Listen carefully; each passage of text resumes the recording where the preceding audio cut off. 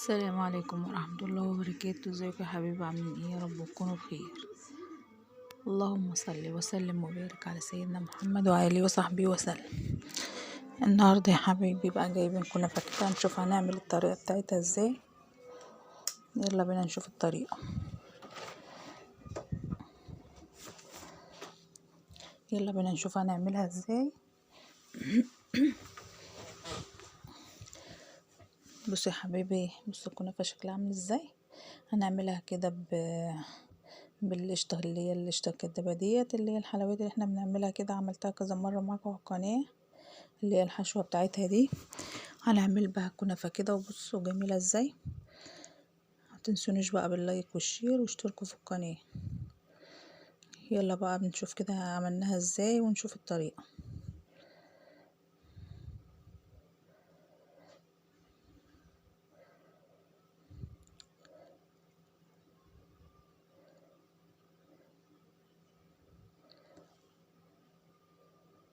ايه يا حبيبي، يلا بقى نشوف كده هنعملها ازاي مع بعض ونشوف الطريقة بتاعتنا. جبت بقى الكنافة بتاعتنا كده وحطيتها في الفريزر. حطيتها في الفريزر عشان اعرف افرفتها كده، هريها. انا عايزاها مهريه خالص، مكسره خالص. فانت تحطيها في الفريزر هتتلج، وبعدين تمسكيها كده بايديك هتهريها، تعمل على طول معاكي. او تعمليها في الكبه، لا تعمليها بايدك، هي اصلا لما تكون متلجه وتفكيها كده بايدك بتفك معاك على طول، ما بتاخدش حاجه يعني. مش محتاجه كبه ولا محتاجه حاجه، انت هتتك عليها كده تقوم تفرول معاك على طول. كنت جايبه بقى نص كيلو كده كنافه. عملته بقى، فرولته كلته كده. مريم عماله تمد ايدها عايزه تعمل معايا. جبته بقى كلته كده، مسكته بقى كلته كده، فرولته بايديا كده علشان نفكها معانا. او انت عايزه تعملها في الكبه، تحطها في الفريزر كده هتتلج، وتقوم حطها في الكبه، تقوم فرمه واحده تروحي عاملاها على طول يعني. حسب ما انت عايزه تفكها بايدك فكيها، عايزه تعمليها في الكبه اعمليها. انا كنت عايزه بقى خليتها تلجت كده، وكنت عايزاها تبقى مفروله خالص مهريه، مش عايزاها تبقى تبقى شعر كده وشبكه ببعضها. انا كنت عايزه اعملها صينيه، اللي هي صينيه واحشيها من قلبها، اللي هي المهلبيه بتاعتنا اللي احنا بنعملها دي، او القشطه الكدابه، او اللي انتوا بتقولوا عليها يعني. كل واحد حسب ما بيحب يعني. جبتها بقى كده كلها، مسكتها كلها، فرولتها كده، فوقتها كلها كده، فكيتها مع بعضها ودعكتها بايدي، نعمتها اهي زي ما انتوا شايفين كده يا حبايبي. تنك بقى تدعكها بايديكي كده، تنعميها خالص بايدك. لو تستسهلي بقى وعايزه كبه، في ثانيه كده هتعملي الكبه على طول، هتروح جايه معموله على طول معاكي. جبت بقى نص كيلو كنافه كده، وفرولته كله وفكيته خلاص كده، هريته كلته كده مع بعضه. نحط بقى، نفرده كده في الصينيه، ونحط عليه سمنه. اي حبيبي زي ما انتوا شايفين مع بعض كده.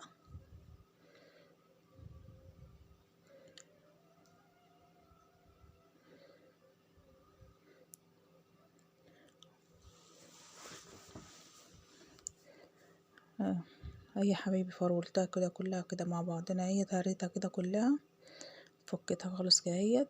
نحط بقى، نجيب السمنة بتاعتنا. عايزة تعمليها بقى بسمنة بلدي اعمليها، عايزة تعمليها بسمنة بتاعت العلب، حسب ما انت عايزة تحطي عليها براحتك.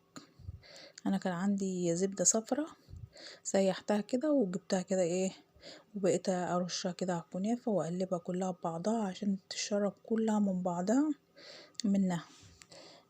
عاملاها بزبدة بلدي، زبدة صفرة يعني، اللي هي زبدة بقري. كنت جايبه زبده بقري كده ومسيحاها، وجبتها بقى كده حطيتها تاني بقى، احط واقلب كده كلها مع بعضها عشان تشرب كلها من بعضها، تبقى كلها مش شربة من السمنه، متبقاش حته فيها سمنه وحته ما فيهاش سمنه، لا انا عايزاها كلها تبقى كلها كده مش شربة من السمنه.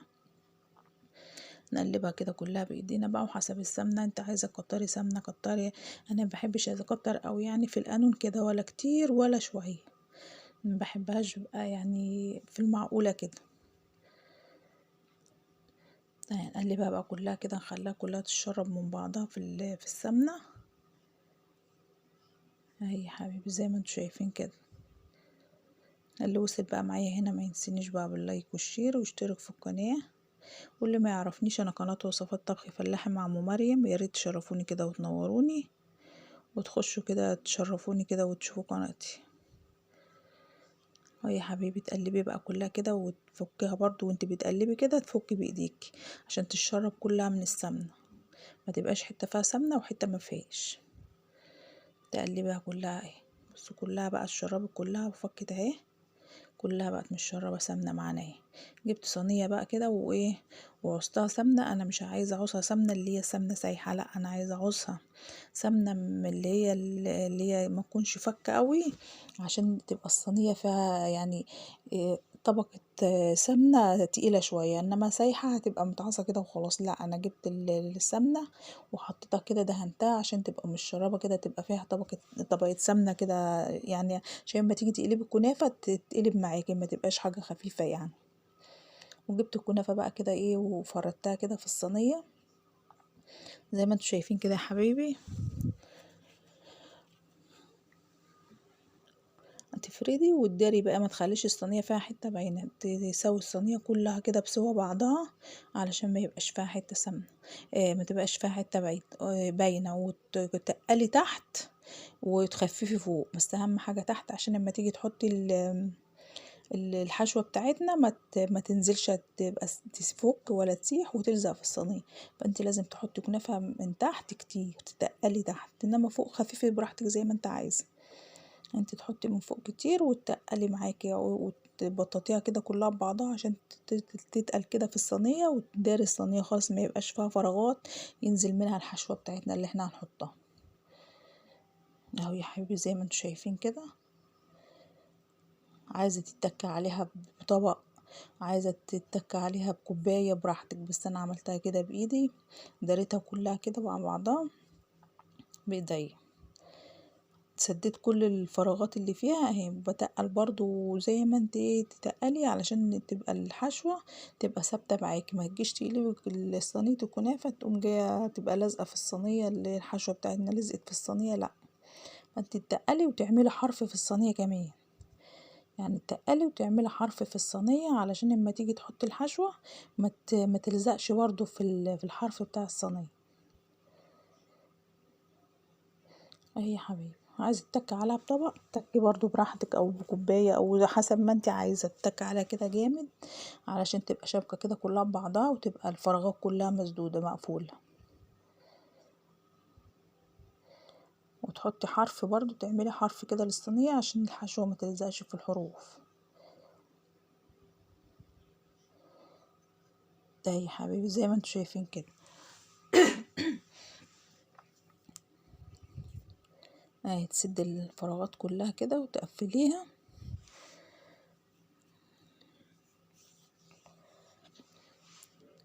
جبت بقى الحشوة بتاعتنا، انا عملتها كذا مرة على القناة، اللي هي اللبن وبتاع ده ونشا، وتحطيهم كده وتقلبيهم وتحطي سكر وتعمليها اللي هي ايه زي المهلبية كده اهي.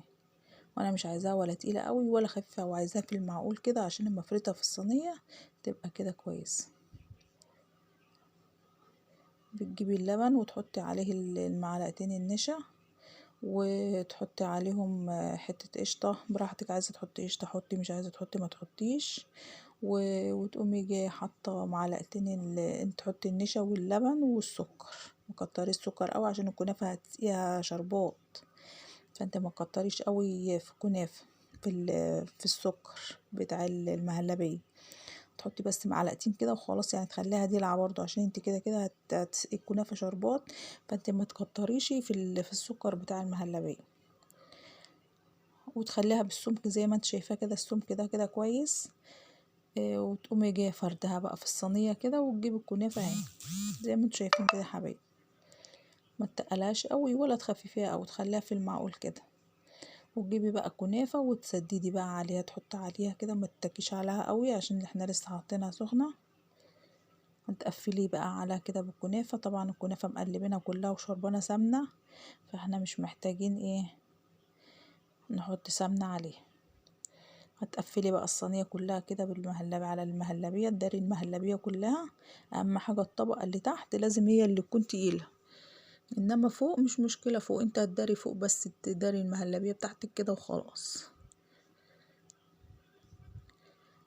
انما تحت لازم تتقلي الطبقة اللي تحت. هتداري بقى كله كده، داري كل الفراغات بتاعتك كده، وتداري على المهلبية كلها زي ما انتم شايفين كده يا حبايبي. يا رب تعجبكم بقى. هتقفليها بقى كلها كده وتحطي، وما تتكيش قوي عشان المهلبية، بالراحة كده وانت بتحطي علشان متتكيش على المهلبية، عشان لو اتكيتي عليها هتروح جاية تلزق من الجهة الجناب، هتروح الجناب هتلزق تحت. فانت بالراحة كده بايديك كده وبالراحة وتداري عليها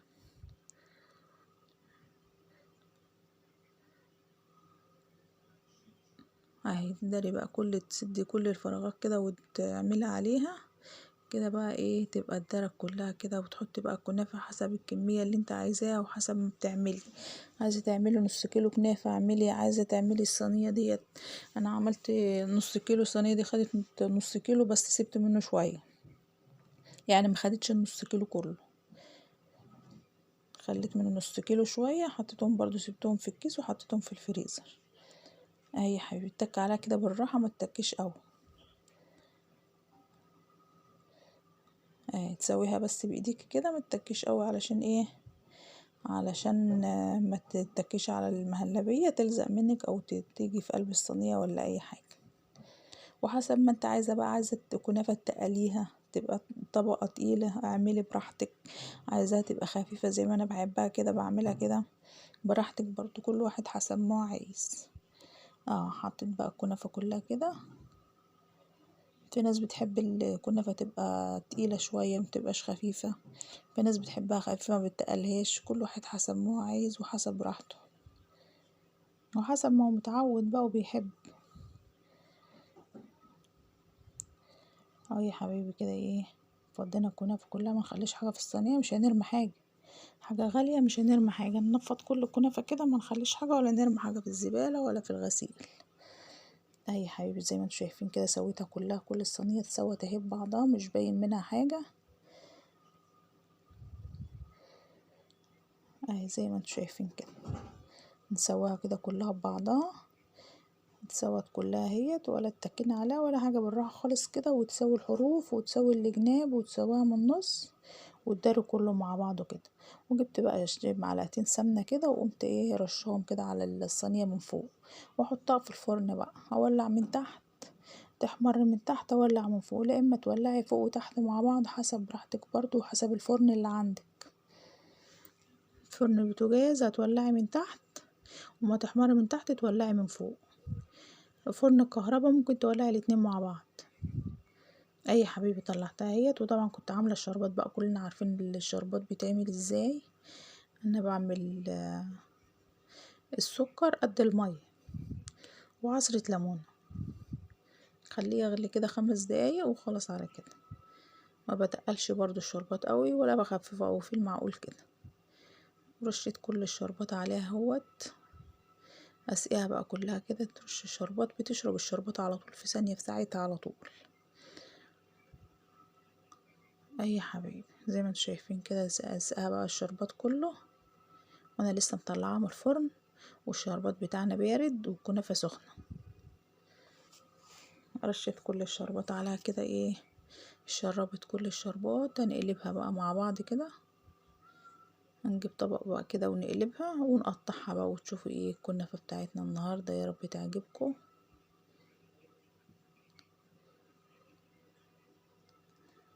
اي حبيبي زي ما انتوا شايفين كده الشربت، بص في ثانية الشربت الشربات كله ولا باين اللي على شربات. بص حطيت الطبق بقى كده ورحت جايه ايه قلبها، هقطعها بقى معاكم كده وتشوفوا ايه الحشوة بتاعتها من جوه. ويا رب الكنافة بتاعتنا تعجبكم.